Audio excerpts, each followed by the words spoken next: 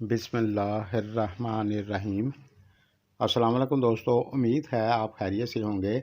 प्यारे विज़िटर, आज हम बात करेंगे जिनका नाम डी से शुरू होता है या फिर जिनका बुर्ज हूत बनता है। आप सब इस वीडियो से गाइडलाइन ले सकते हैं। आज हम बात करेंगे बिज़नेस और जॉब की, शादीशुदा लाइफ और तालीम की, सब चीज़ों पर बात करेंगे। वीडियो को पूरा देखें। तो सबसे पहले बात करेंगे बिज़नेस व्यापार की, लेकिन पहले आपको बता दूं, इस महीने में बहुत बड़े बदलाव होंगे।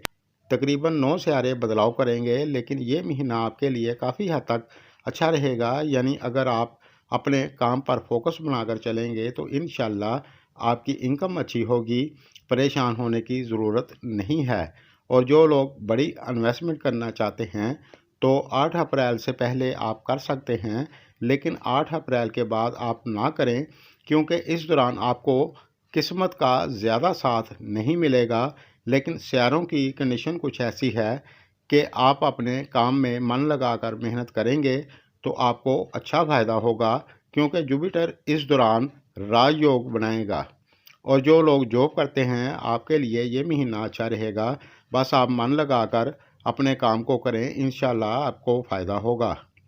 और जो लोग जॉब की तलाश में हैं तो 13 अप्रैल के बाद आपको जॉब मिल सकती है, क्योंकि जुपिटर फर्स्ट हाउस में आएगा। आप मन लगाकर कोशिश करें, इंशाल्लाह 90% आपको जॉब मिलने के बहुत चांस हैं।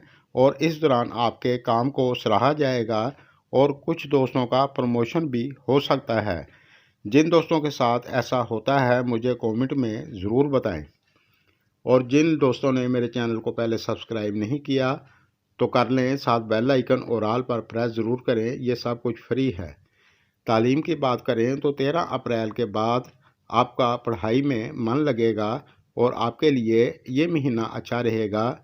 और जो लोग MBA, मैनेजमेंट, टेक्निकल या कोई भी पढ़ाई आप करते हैं तो आपके लिए अच्छा रहेगा इंशाल्लाह। शादीशुदा लाइफ की बात करें तो ये महीना आपके लिए अच्छा रहेगा।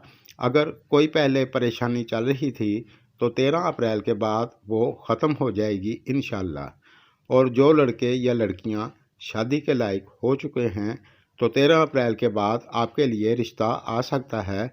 इस दौरान आपकी मंगनी या शादी हो सकती है।